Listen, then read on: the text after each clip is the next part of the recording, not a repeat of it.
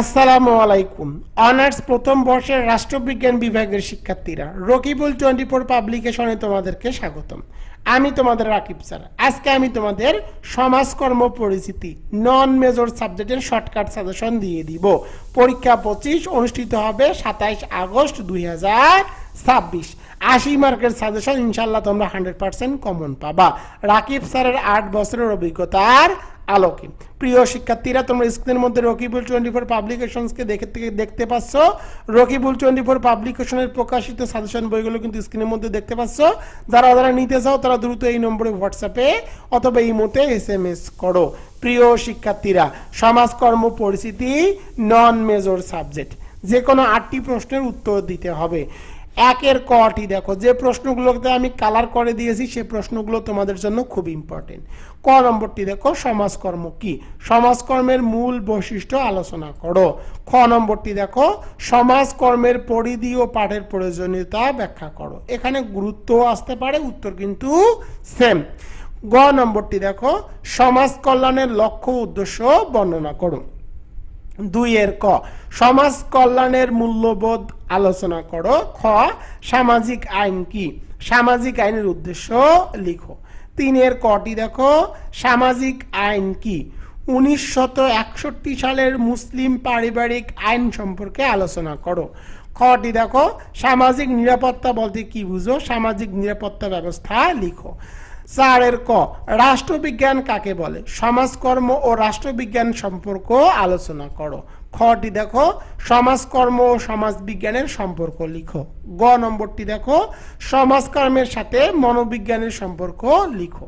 5 ক, 1601 সালের দারিদ্র আইনের বৈশিষ্ট্য আলোচনা করো। খ নম্বরটি দেখো, 1601 সালের দারিদ্র আইনের সবল ও দুর্বল দিকগুলো আলোচনা করো। 6 কটি দেখো, 1834 সালে দারিদ্র সংস্করণ আইনের বৈশিষ্ট্যগুলো আলোচনা করো। পরেরটি দেখো, খ, বিভারিস রিপোর্ট কি? ইংল্যান্ডের সাময়িক নিরাপত্তা কর্মসূচি বিকাশে বিভারিস রিপোর্টের অবদান আলোচনা করো। 7 কটি দেখো, আমেরিকার পেশাদার সমাজকর্মের বিবর্তন আলোচনা করো। খ নম্বরটি দেখো, নারী কল্যাণ ও সমাজ সংস্কারক হিসাবে রাজা রামমোহন রায়ের ভূমিকা আলোচনা করো।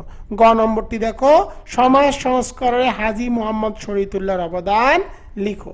8 ক, পেশাদার সমাজকর্মের বিবর্তন আলোচনা করো। খ, পেশা কি? সমাজকর্ম কি একটি পেশা? উত্তরের সপক্ষে যৌক্তিকতা লিখো বা তোমার যুক্তি দাও। 9 ক নম্বরটি দেখো, জনসংখ্যা স্ফীতি কি? বাংলাদেশের জনসংখ্যা স্ফীতির কারণ বা জনসংখ্যা কেন অতিরিক্ত হয়েছে তার কারণগুলো আলোচনা করো। খ নম্বরটি দেখো, অপরাধ ও কিশোর অপরাধের মধ্যে পার্থক্য লেখো। 10 ক, কিশোর অপরাধ কি? কিশোর অপরাধের কারণগুলো বর্ণনা করো। খ নম্বরটি দেখো, বেকারত্ব কি? বাংলাদেশে বেকারত্ব দূরীকরণের উপায়সমূহ আলোচনা করো। এরপরে দেখো 11 ক, বাংলাদেশের দারিদ্র দূরীকরণে সমাজকর্মীর ভূমিকা লেখো। খ, শিল্পায়ন বলতে কি বুঝো?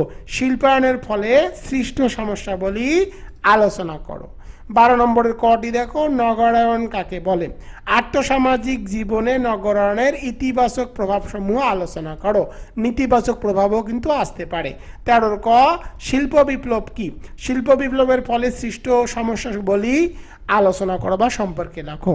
14 নম্বরটি দেখো, হাসপাতাল সমাজসেবার সংজ্ঞা দাও। হাসপাতাল সমাজসেবার গুরুত্ব ও প্রয়োজনীয়তা আলোচনা করো। 15 নম্বরটি দেখো, ক্লিনিক্যাল সমাজকর্ম কাকে বলে? ক্লিনিক্যাল সমাজকর্মের বৈশিষ্ট্য লিখো।